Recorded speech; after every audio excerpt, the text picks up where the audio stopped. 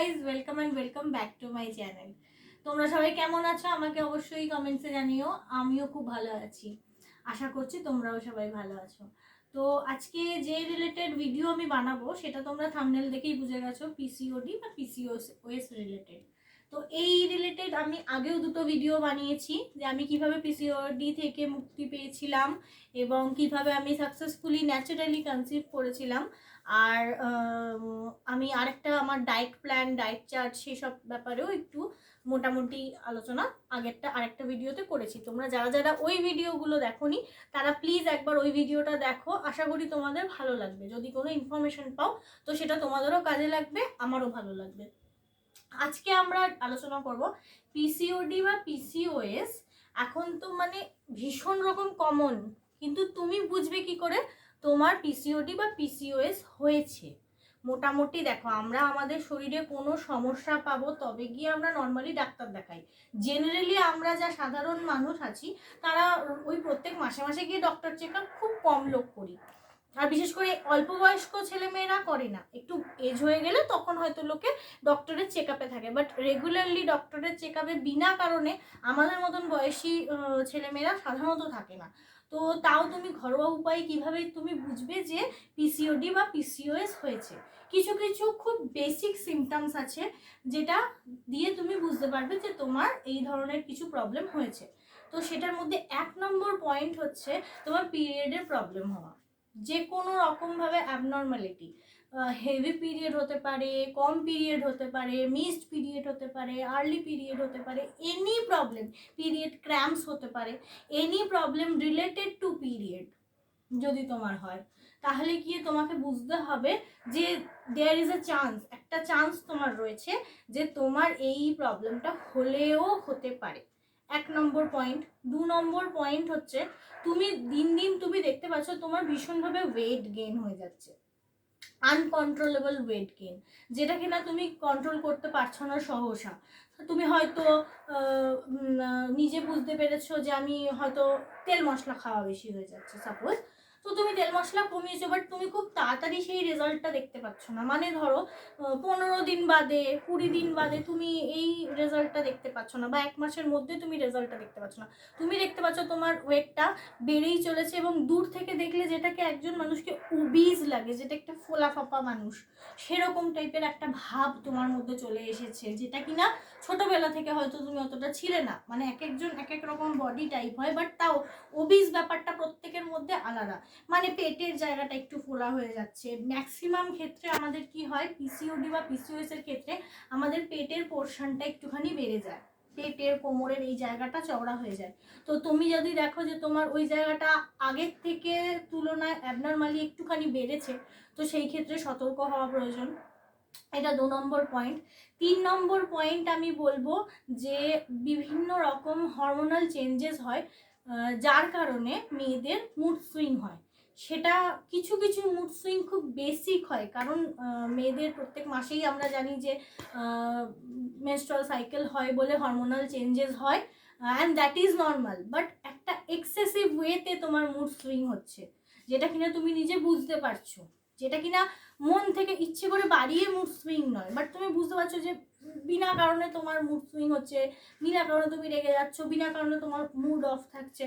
তো সেইটাও একটা, এইগুলোর সাথে সাথে যদি এই মানে পিরিয়ডের প্রবলেম, ওয়েট গেইন, তার সাথে সাথে যদি তুমি এই ধরনের প্রবলেম দেখতে পাও, নিজের মধ্যে নোটিস করতে থাকো, তাহলে কিন্তু সেক্ষেত্রেও সতর্ক হওয়া ভীষণভাবে প্রয়োজন। সরি।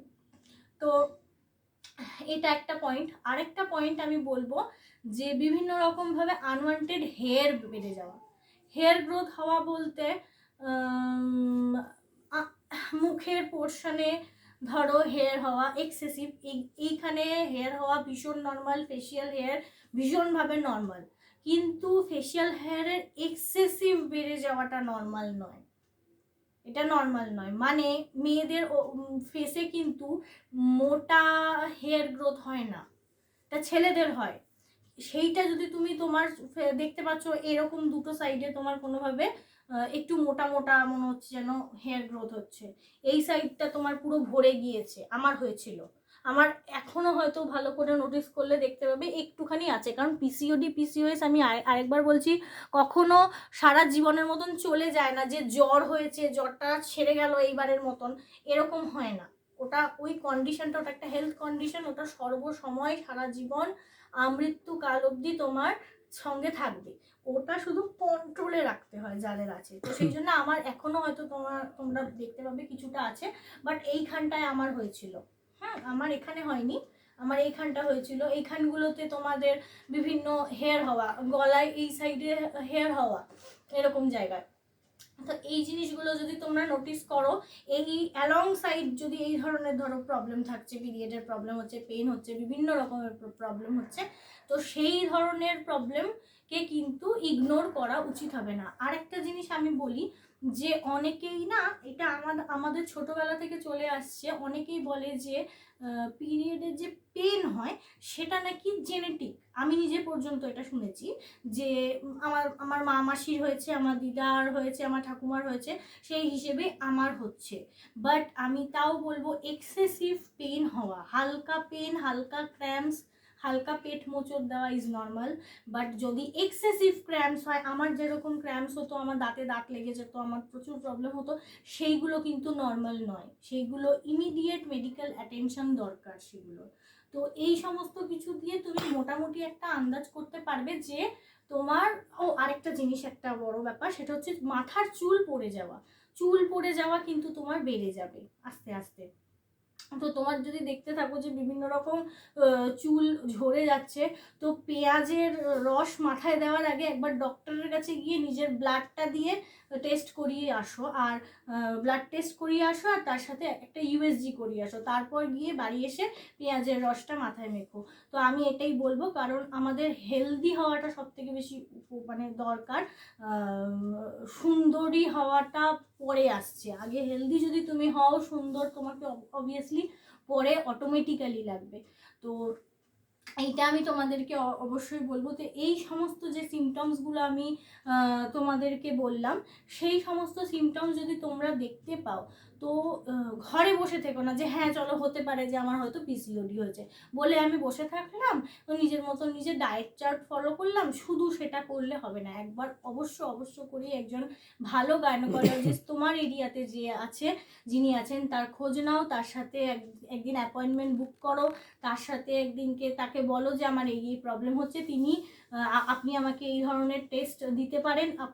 তুমিও বলতে পারো যে আমি দেখতে চাই আমার এরকম কোনো প্রবলেম আছে কিনা। আবার উনি নিজে থেকেও ন্যাচারালি, এখন যেহেতু পিসিওডি পিসিওএস ভীষণভাবে বেড়ে গেছে, তোমাকে কতগুলো ব্লাড টেস্ট দেবেন যে তোমার হাইপোথাইরয়েডিজম হ্যানাব্যানা এইসব আছে কিনা, আর তার সাথে তোমাকে একটা ইউএসজি দেবেন।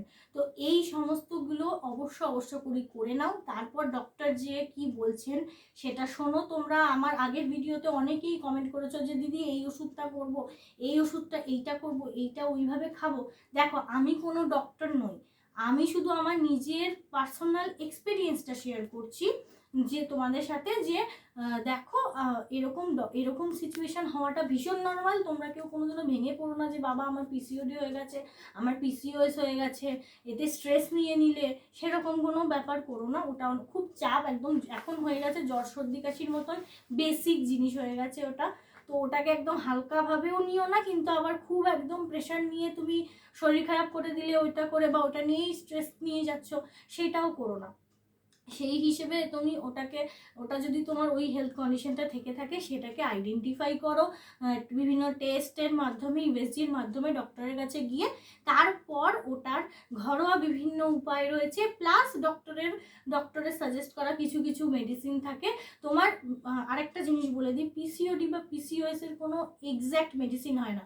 মানে ধরো জ্বরের ক্ষেত্রে হয়ে গেল প্যারাসিটামল খেলে, ক্যালপল খেলে তোমার জ্বরটা নেমে গেল, এই সেমভাবে কিন্তু পিসিওডি পিসিওএস এর কোনো একটা ওষুধ খেয়ে নিলে আর তোমার পিসিওডি পিসিওএস কমে গেল, এটা কখনোই হয় না। আর এটা যদি কোনো ওষুধ ক্লেম করে থাকে, তাহলে সেটা পুরোপুরি ভুয়ো ক্লেম, ওটা একদমই গ্রহণযোগ্য নয়। পিসিওডি পিসিওএস অনেক কিছুর মাধ্যমে কমানো সম্ভব। ওগুলো সিমটমসগুলোর ওষুধ হয়। আমি আরেকবার তোমাদেরকে বলে দিই, সিমটমসগুলোর ওষুধ হয়। মানে তোমার পিরিয়ড ক্র্যাম্পস হচ্ছে, ক্র্যাম্পসের ওষুধ হবে। তোমার ইররেগুলার পিরিয়ড হচ্ছে, ইররেগুলার পিরিয়ডের ওষুধ হবে। ওয়েট গেন করছো, ওয়েট গেনের একমাত্র ওষুধ লাইফস্টাইল চেঞ্জ। নিজের কোনো ওষুধ নেই ওটার একমাত্র হচ্ছে ঘরোয়া ওষুধ হচ্ছে তুমি লাইফস্টাইলে নিজের ডায়েটে চেঞ্জ করো, নিজের এক্সারসাইজ করো, এই সমস্ত কিছু চেঞ্জ, নিজের স্ট্রেস লেভেল কমাও, মেডিটেশন করো।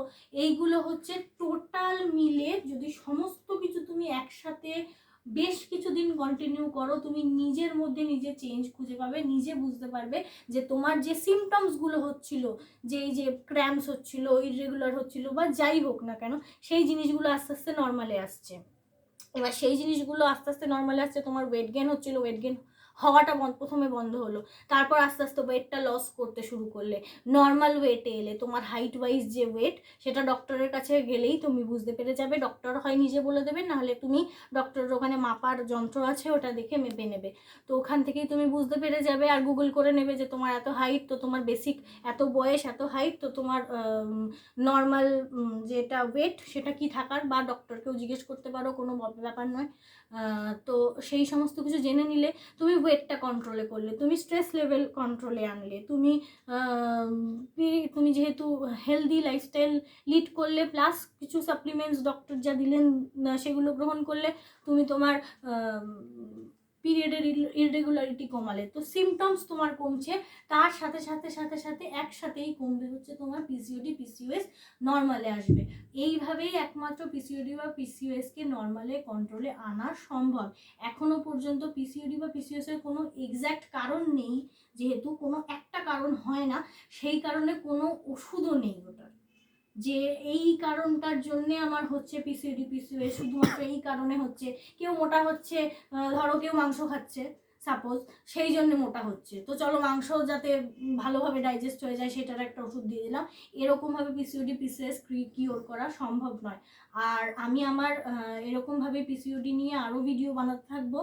আরও কি কি ভিডিও পিসিওডি পিসিওএস রিলেটেড তোমরা জানতে চাও সেটা আমাকে জানিও। আর আমি আমার পিসিওডি জার্নিতে আমি কি কি নর্মাল ডায়েট চার্ট ফলো করেছি, কোনো অ্যাবনর্মাল কিছু আমি ফলো করিনি। আমি একদম সত্যি কথা বলছি, আমি একদম ভাতে মাছে বাঙালি। তো আমি সেই হিসেবেই ডায়েট চার্ট ফলো করেছি, যেটা ফলো করা আমাদের সাধারণ মধ্যবিত্ত পরিবারে সম্ভব। আমি সেইটা নিয়েও ভিডিও আনবো। আর এছাড়াও তোমরা আর কোনো বিষয়ে, পিসিওডি বলো বা পিসিওডির বাইরে বলো বা পিসিওএস বলো, যাই বলো, দুটোই একই রকম জিনিস। তো এর বাইরে বলো বা এর মানে পিসিওডি পিসিওএস রিলেটেড বলো, যা ভিডিও তোমরা দেখতে চাও আমাকে অবশ্যই অবশ্যই করে কমেন্ট বক্সে জানিও। আমি আমার সাধ্য মতন চেষ্টা করব। আমি যেভাবে কিওর হতে পেরেছি, আসো চলো সবাই আমরা হাত ধরে একসাথে পিসিওডি পিসিওএসকে কিওর করি। তো আজকের মতন চলো, টাটা।